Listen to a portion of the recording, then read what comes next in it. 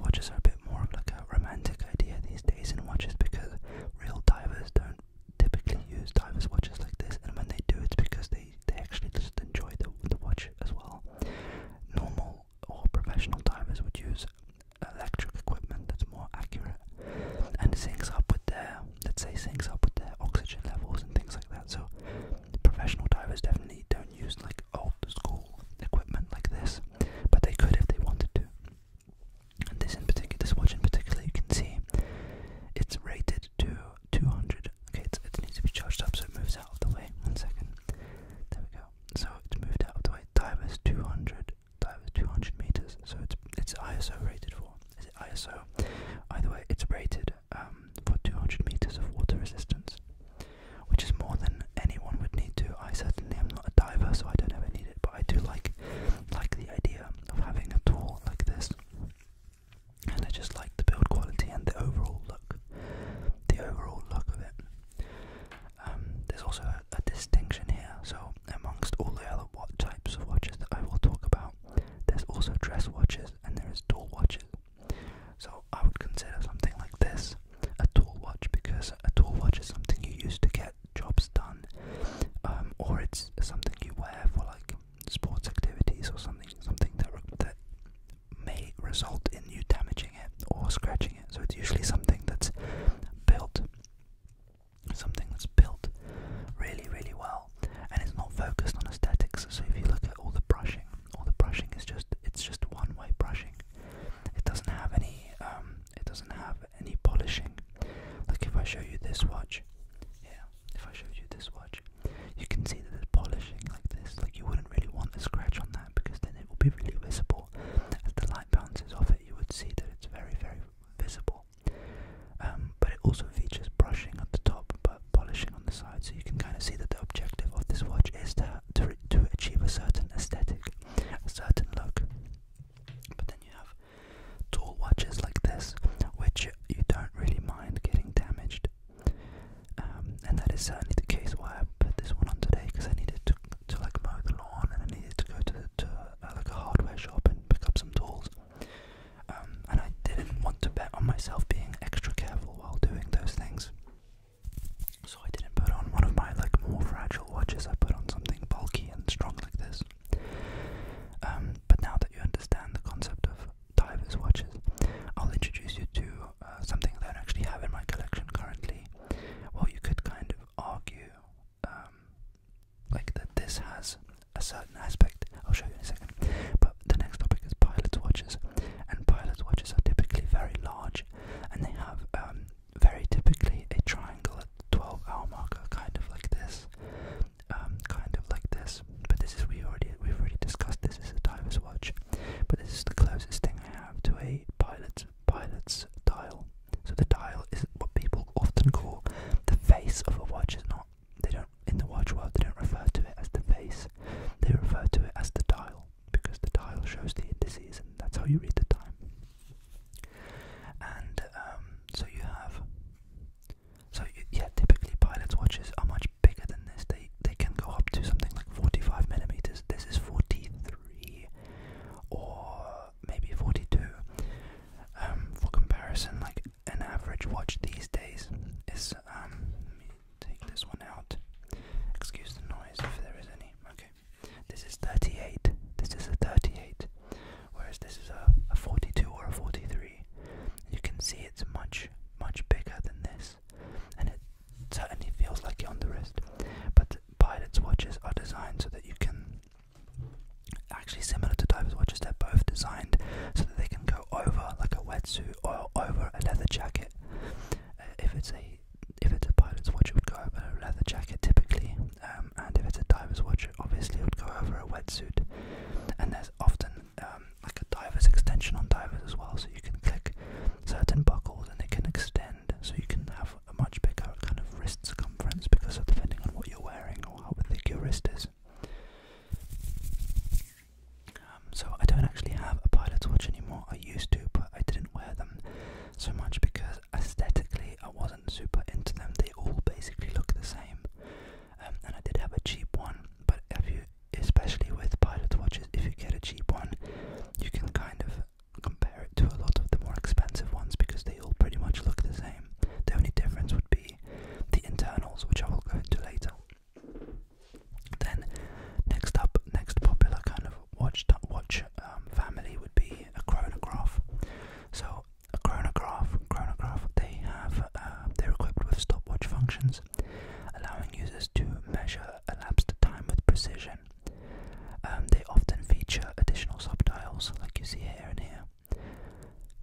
measuring seconds, minutes, hours along the pushes of the side to start, stop and reset the function.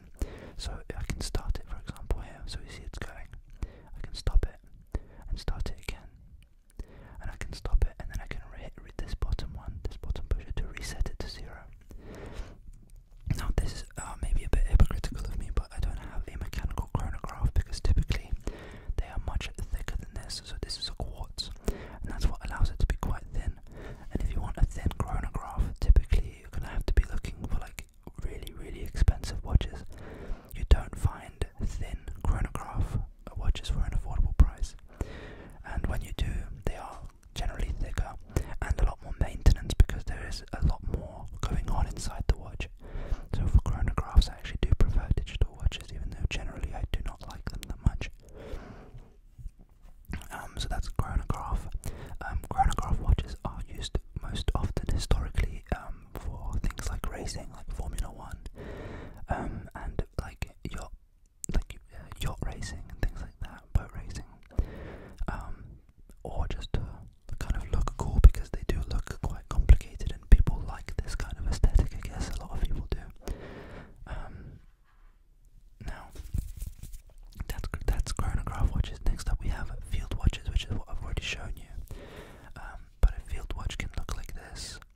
Some people also consider things like this a field watch because of the similarities of showing every single number. It's quite readable, and field watches are like the most suited for everyday use because a field watch's purpose is just to tell the time and tell the time quickly and effectively. So readability is a key feature. And you can see this one is also very tooly because it's one type of it's like a bead blasted or a sand blasted finish. But you see there is no polishing. It's just one kind of matte finish on the case of the watch. Something that I could actually go into now is the fact that this case, you may have noticed, has these holes in it, and these holes are called drilled lugs. This is so that you can use a skinny little pin tool to like push on the spring bar of the bracelet or the band that you're wearing on your watch. In this case it's a leather strap or a leather band. Then you can easily poke it out. This particular band actually has quick release pins that I can use to remove it without a tool. So if you look here, I've opened it up, you can see here there is this pin, and I can simply just pull on that in this direction, and then the pin would come out of the hole, and then it would allow me to release and change the strap. But I actually quite like it on this one, so I'm not going to do that.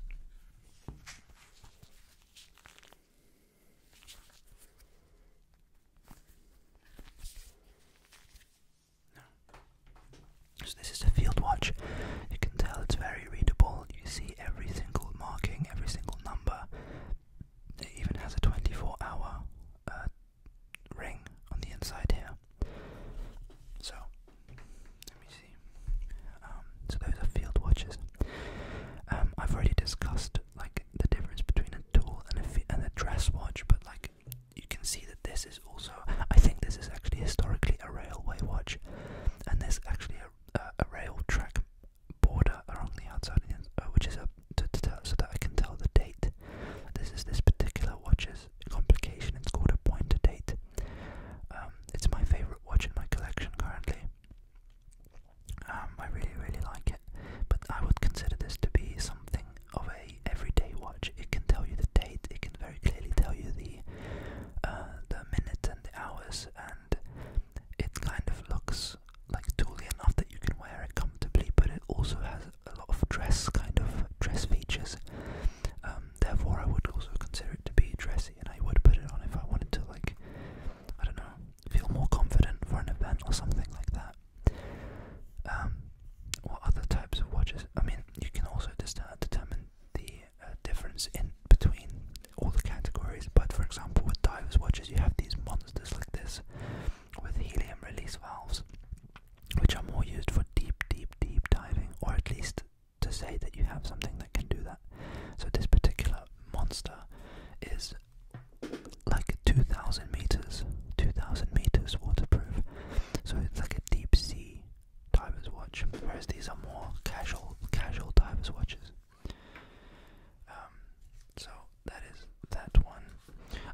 notice I've not introduced you to really brands or anything like that.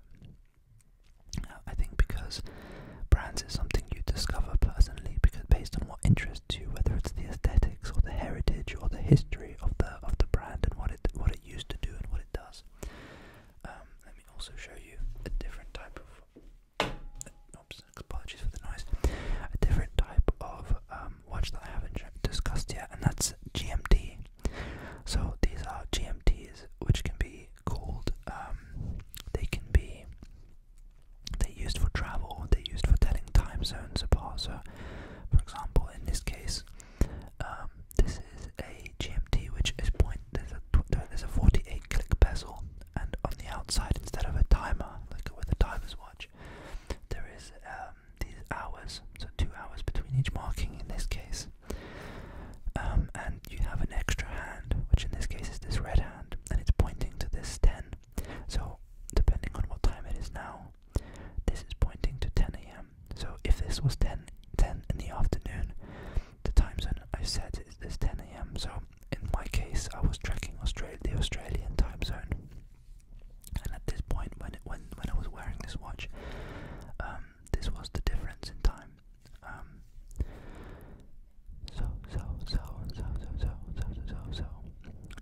That's a GMT. So that's basically everything there is to know. Of all the most common types of watches, I don't think I've left anything out other than the fact that there are also digital watches, which have their own purpose and their own use case and their own I guess their own people that are interested in them. Casios are very big in this, like people collect G-Shocks and things like that.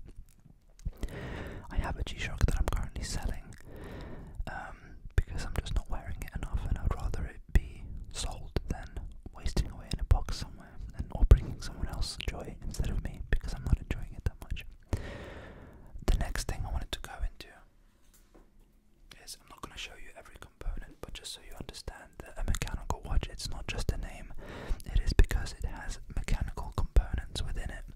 So in this case, for example, this is a Seiko movement inside this watch, and this is more of a, you can see a dress style watch because it's very polished, very minimal and elegant design. When you compare it to something like this is also called the Monster because it's a little bit of a bulky beast, whereas this is definitely a dress watch. And I don't wear this watch, it's I'm just using it because it has a display case back, and a display case back is something that allows you just to see inside the watch, because some watches, especially in this case, for example, this watch normally comes in with a display case back, but this particular model does not, because it's a limited edition. So if I show you this one, you can see there is a lot of things happening in there, and somewhere in this watch, you see that on the outside, this thing that moves back and forth like that. This is the rotor, so it's a weight bearing component which spins around, and as it spins around, it charges a power reserve spring, and as that tightens this power reserve, it starts unwinding, and as it unwinds, that's what actually powers the gears inside the watch and lets the second hand sweep.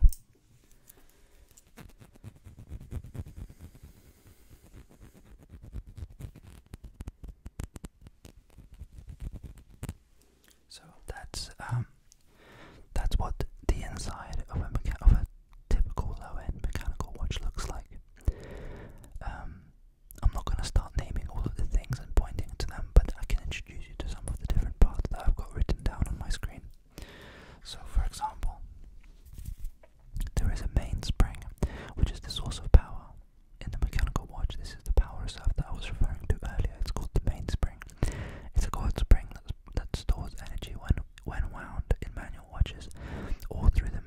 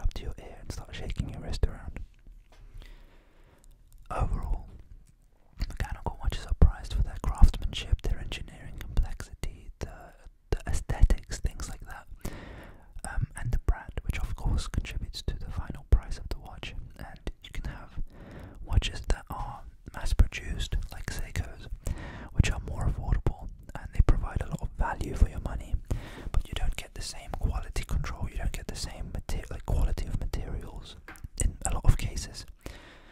You also don't get a lot of the heritage that comes with a watch brand and what it was about and why it's special.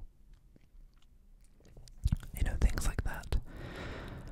Like Hamilton, for example. This watch brand, Hamilton. They are known for producing watches for World War II. I'm not sure if they did for World War One, but they were a watchmaker for the Allied nations, Allied forces. They are also one of the most popular, if not the most popular brand used in movies, in Hollywood especially. If you've seen the movie Interstellar, there is Hamilton watches featured throughout. If you've seen Oppenheimer, they use Hamilton watches. Even Dune Part 2 has a Hamilton watch in it. So just for your information, there is a lot of heritage and a lot of facts about brands that contribute to the brand's value and the value of